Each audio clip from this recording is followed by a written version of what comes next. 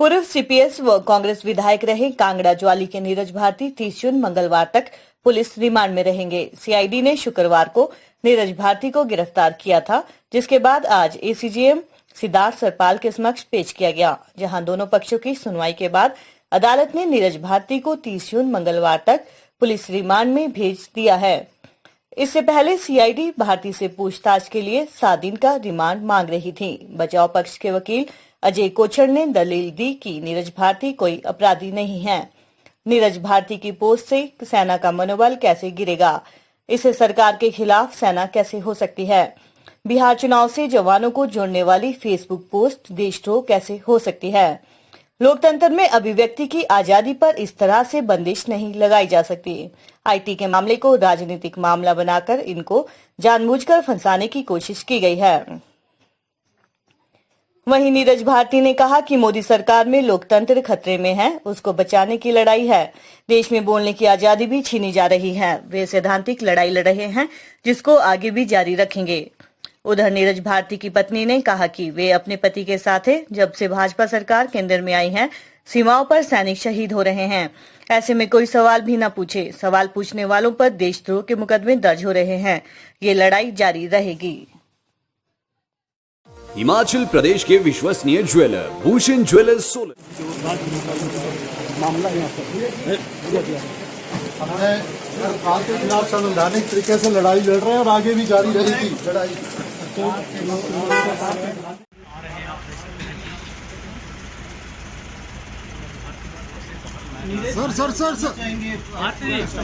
अब लड़ाई शुरू हुई है, हम इस लड़ाई को आगे तक लेके जाएंगे और जो हमारा लोकतंत्र खतरे में है उस लोकतंत्र को बचाने की पॉलिटिकल मोटिवेटेड है सब। पॉलिटिकल मोटिवेटेड तो है ही है और अपनी बात रखने का अधिकार भी छीना जा रहा है सरकार के द्वारा।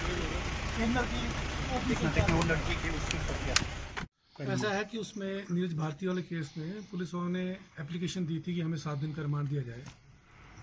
तो उसके ऊपर कोर्ट ने दोनों तरफ को सुना और सुनने के बाद कोर्ट ने सोमवार शाम तक उनको रिमांड दिया है और मंगलवार सुबह 10 बजे उनको बुलाया कि वो कोर्ट में पेश करेंगे। ऐसा है, गंभीर आरोप लगाना तो एक अलग बात है, लेकिन उनके पास ऐसा कोई मटेरियल नहीं है जिससे ये पता लग सके कि वो 124 ए या 153 ए या 504 या 505 आईपीसी के तहत जो है उनका केस बनता है।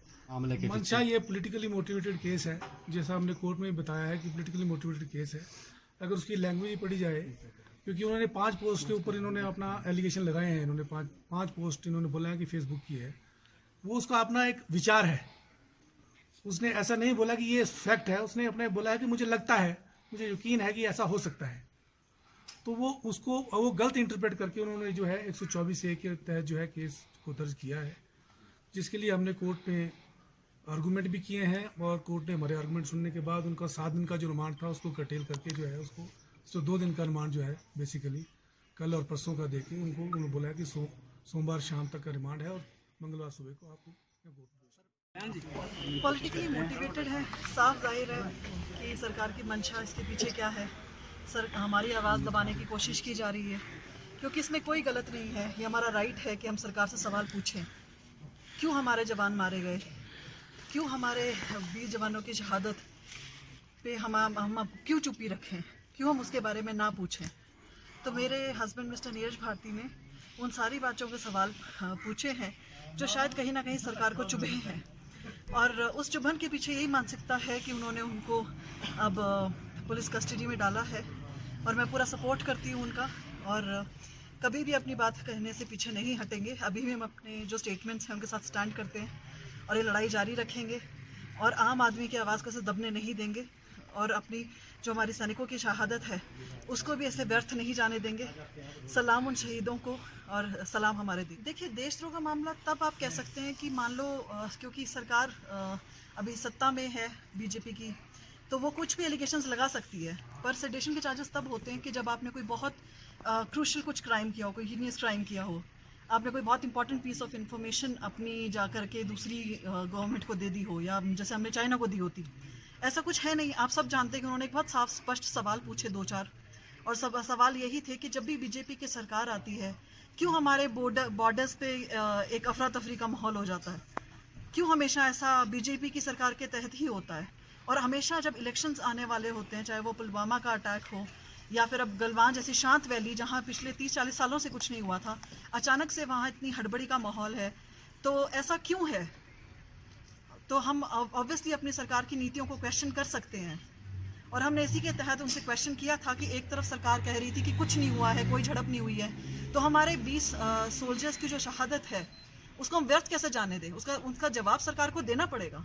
वो भी किसी के बेटे हैं, कि उनके पीछे भी कोई माएँ हैं, बहनें हैं, बेटियां हैं, तो उसका जवाब सरकार को देना ही पड़ेगा।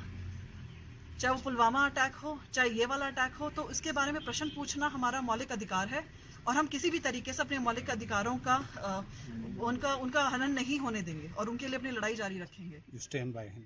Yes, of course I stand by.